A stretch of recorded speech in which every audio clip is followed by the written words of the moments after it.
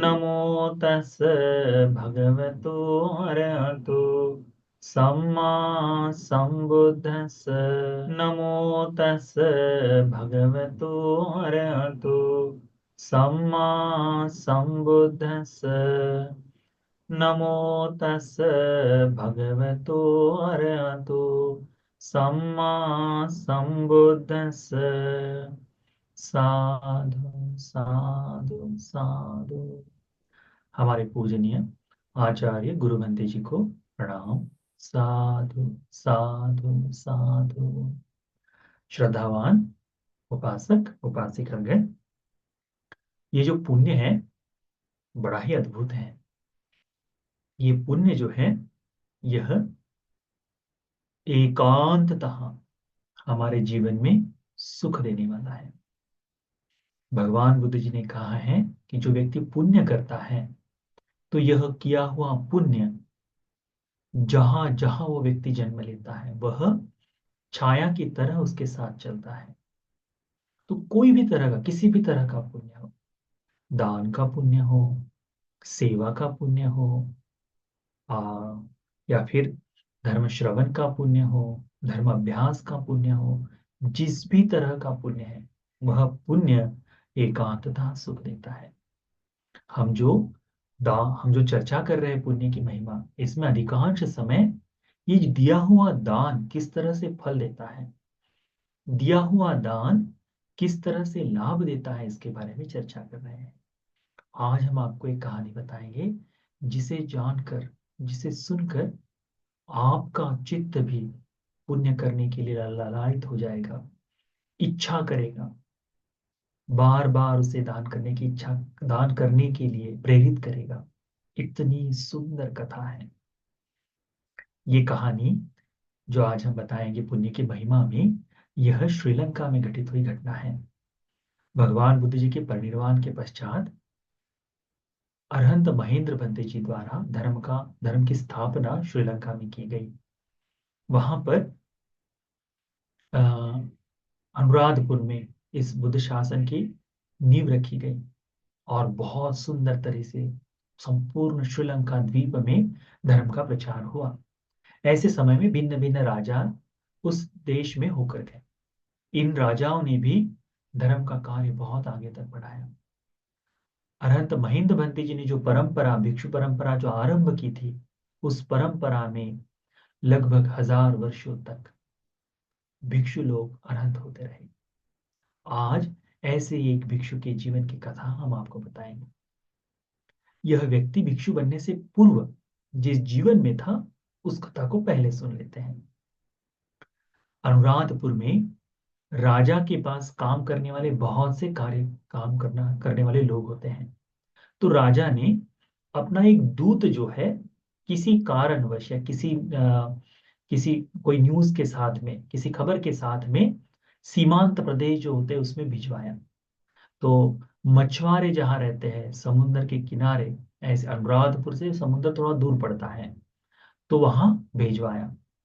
तो जब ये राजपुरुष जो है, वह जब उस मछुआरों के गांव में गया तो उन्होंने तो राजा देखा नहीं कभी, परंतु राजा का शासन है ये जानते हैं। तो राजा का सेवक हमारे यहाँ आया है करके उसकी बहुत सेवा की। बहुत होता है ना कि कोई प्रधान भी आए यदि, और कोई बहुत दूर के गांव में जब कोई बड़ा व्यक्ति आता है तो आज भी उसका अलग तरीके से सत्कार किया जाता है। तो ऐसे ही राजा के समय में राजा का दूत आया है हमें खबर देने के लिए, तो उस दूत की हमें सेवा सत्कार करनी चाहिए। तो राज से सत्कार उसका किया गया। अब मछुआरों का गांव है तो वहां जो जो हो उस तरह से, तो रात को उसे शराब दी गई, उसको वहां पर नाच गाना सारी व्यवस्था कराई गई। तो संपूर्ण वो बस बिल्कुल रात्रि के समय में सब करके सो गया। सुबह सुबह जब ये राजपुरुष उठा तो इसे बहुत भूख लग गई। अब राजपुरुष है तो बड़े अहंकार के साथ, बड़े ही लोगों को दबाव देते हुए चिल्ला कर कहा, क्या तुम्हारे पास खाने के लिए कुछ नहीं है? हैं? लेके आओ मिलावट से कुछ खाने के लिए। तो ये जो लोग थे, ये राजपुरुष के लिए बड़े विनम्र थे। कहते हैं, हाँ हाँ, आपके लिए हमने बहुत प्रणीत ऐसा भोजन बनाया है।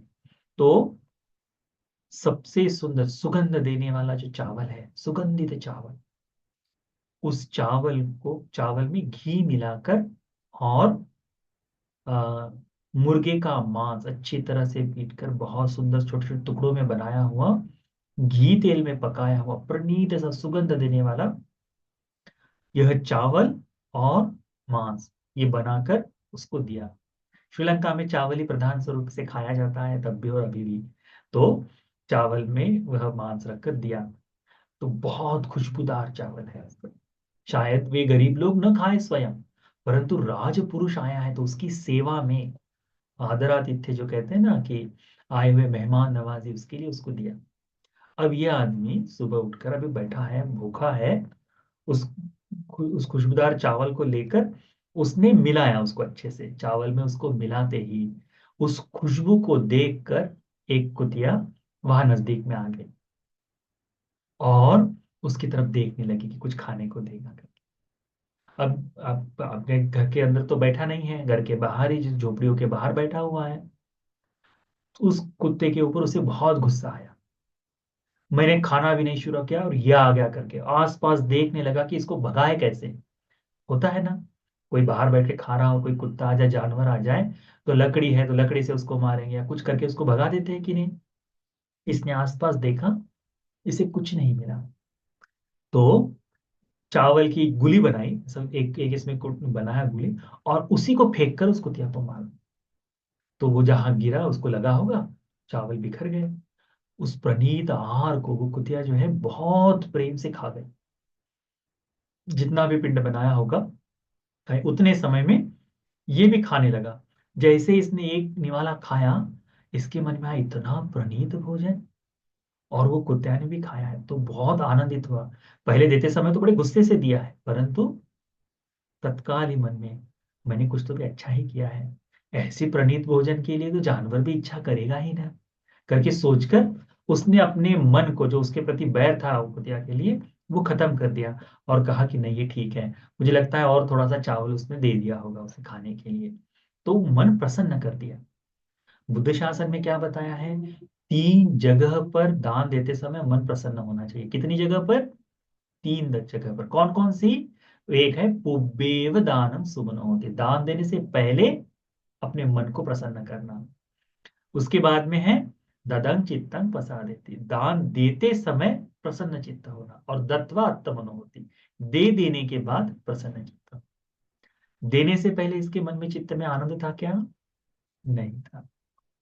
गुस्से से दिया है ना, क्योंकि स्वयं को खाने के लिए भूखा है, प्रणीत ऐसा भोजन आया, गुस्से से, कुछ मार कर फेंक कर मारने के लिए नहीं था। इसीलिए चावल का ही गुली बनाकर, चावल का ही एक पिंड बनाकर उसको फेंक कर मार दिया। वो भी वो कुतिया खा गए। तो बाद में देने के बाद आनंद हुआ, मन प्रसन्न हुआ। तो किसी न किसी जगह उसने मन प्रसन्न कर दिया।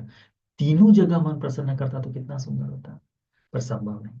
तो उन्होंने 3 जगह, हम लोग देखते हैं ना दान देते समय ये 3 जगहों की कल्पना बिल्कुल भी नहीं करते।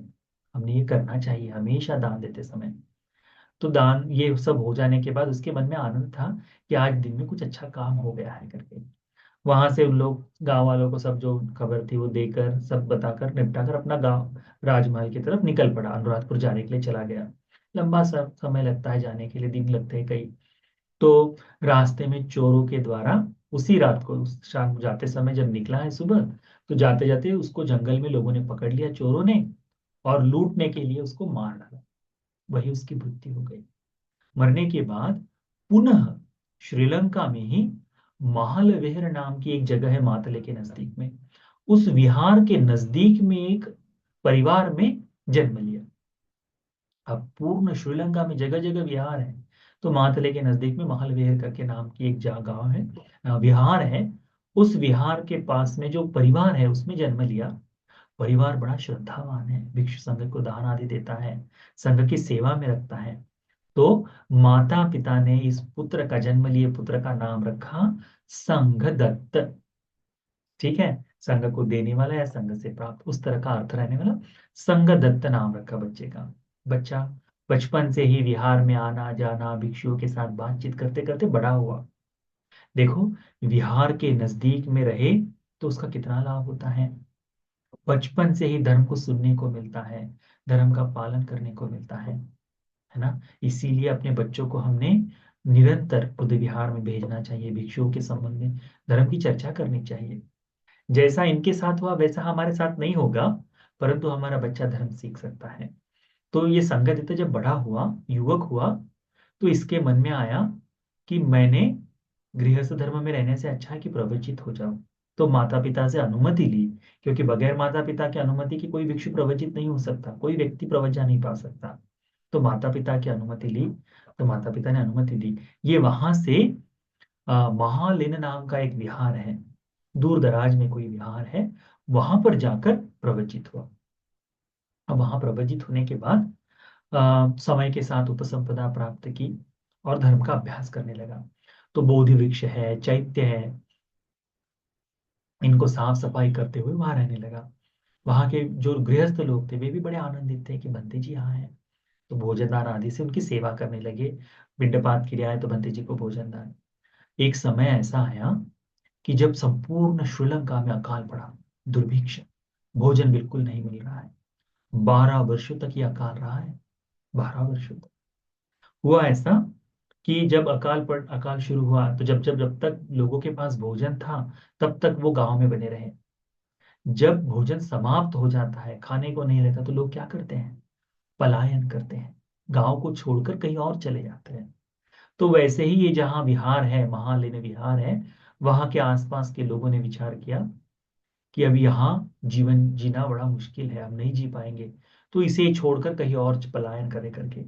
तो सभी गांव के सभी लोगों ने वो क्षेत्र छोड़ने का निश्चय किया।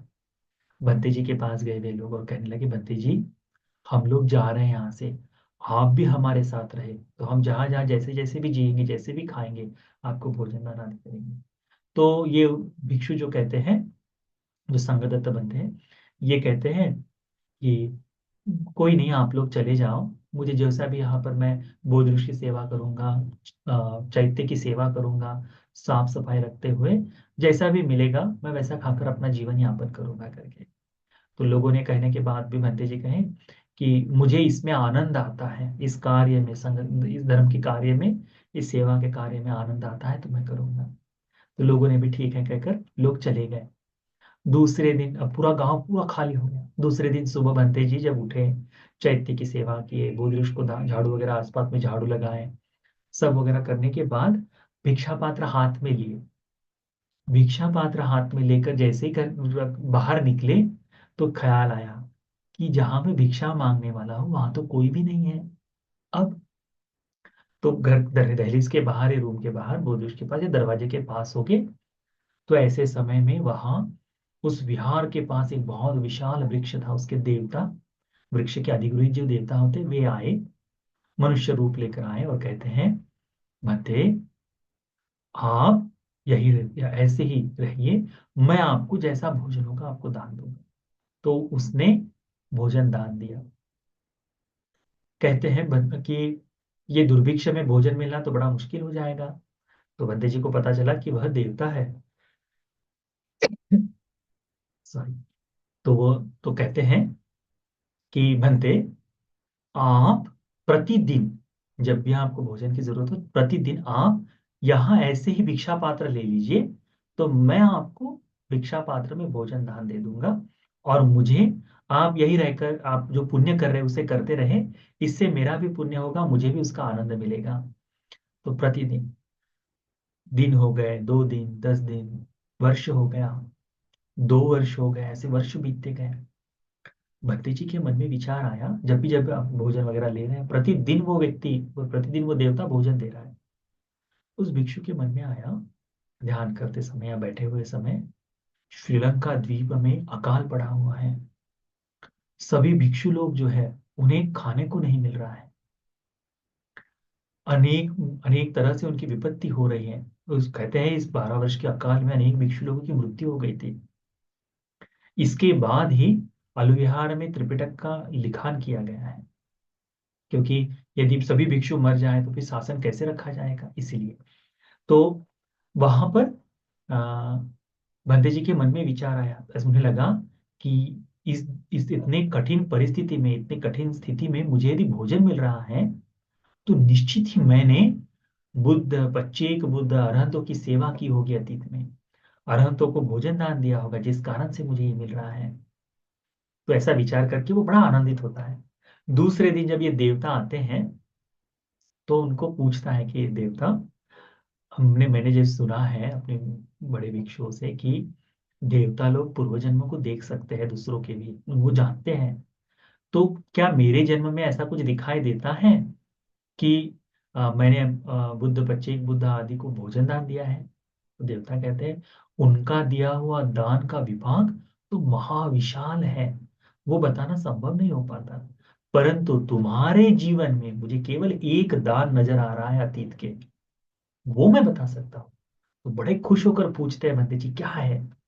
तो कथा बताते हैं कि पिछले जन्म में तुम ऐसे थे, तुमने बड़े क्रोध से युक्त होकर उस कुतिया को भोजन दिया, परंतु देने के बाद अपने मन को आराम किया कि नहीं, मैंने जो कार्य किया है दान का, अच्छा कार्य है, सत्पुरुषों द्वारा प्रशंसित कार्य है। अपने मन को श्रद्धा जगाई, मन में दान का भाव जगाकर उसका अनुमोदन किया, वो पुण्य मुझे नजर आ रहा है, इस पुण्य के बल से तुम्हें ये भोजन दान मिल रहा है, करके वो देवता ने कहा।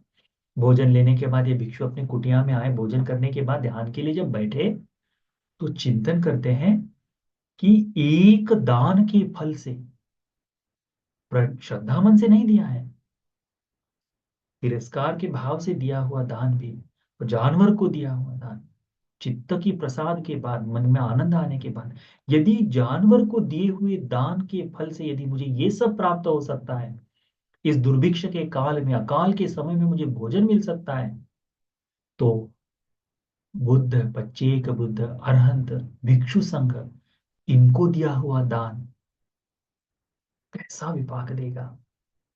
कहता है कि ये भी, कि भोजन करके मैंने अकेले में रहना ठीक नहीं, ध्यान के लिए बैठा और इस दिए हुए दान का चिंतन करना शुरू किया। बुद्ध, बच्चे एक बुद्ध अरहंतों को दिए हुए दान के फलों का चिंतन करना शुरू हुआ। धीरे धीरे धीरे इस दान के विपाक को सोचकर मन समाधि समाधि में आ गया। समाधि प्राप्त होकर अरहत्व फल की प्राप्ति हो गई। अरहंत बनकर वे बंदे जी उस आसन से उठकर खड़े हुए। आश्चर्य है, तिरस्कार से दिए हुए दान के विपाक को सोचकर, मन में श्रद्धा जगाकर, उस दान की तुलना बुद्ध इनके साथ कर कर ऐसा चिंतन कि कितना अच्छा है, अद्भुत है, कि ये छोटा सा दान भी फल देता है, तो बुद्ध को, भिक्षुओं को, अरहंतों को, बच्चे के बुद्ध को दिया हुआ दान कितना फलदायी होगा। दान का चिंतन करने वाला व्यक्ति समाधि सुख को प्राप्त कर सकता है। चागानुस्सति नाम का ध्यान है ना, ये चागानुस्सति ध्यान से समाधि मत हुए, समाधि को प्राप्त किए, और फिर समत विदर्शना के सहारे, समत विपස්සना के सहारे अरहंत हो गए। तो दिया हुआ दान बहुत अद्भुत है, कैसे विपाक देगा कोई नहीं जानता। अकाल में भी जो भोजन प्राप्त करा दे, ऐसा विपाक है। आज वर्तमान में भी इस तरह का भाव देखा जाता है, जहाँ किसी को खाने को नहीं मिलता है, ऐसे समय में किसी एक व्यक्ति को बहुत कुछ खाने को मिलता है ना। तो ये दान का ही विपाक है। खैर, आज वर्तमान में लोगों को पुण्य की महिमा समझ में नहीं आती, इसीलिए पुण्य करने से कतराते हैं। अतीत में ऐसा नहीं था। पुण्य की महिमा को सोचकर पुनः समाधि सुख, पुनः पुण्य का अर्जन कर निर्वाण को प्राप्त कर गए, ऐसे अनंत मुनिगण लोग इस लोक में थे। इसीलिए आप लोग भी पुण्य की महिमा का चिंतन करें। अद्भुत है, अद्भुत है ये पुण्य, अद्भुत है इस पुण्य का चिंतन। यदि कोई श्रद्धा मन से तीनों जगह श्रद्धा का चित्त जगाकर दान देता है, शील का पालन करता है, धर्म का पालन करता है, तो उसका दिया हुआ दान एकांततः एकांततः उसको सुगति के लिए, निर्वाण सुख के लिए उपकारी होता है ना। अद्भुत है ये दान की महिमा। इसीलिए निरंतर दान का चित्त बनाए रखो, दान देने में आनंद बनाओ, दान का आनंद उपभोग मिलो, दान को महसूस करो। तो उससे आपके जीवन में भी यह दान बहुत सुंदर ऐसे विपाक देगा।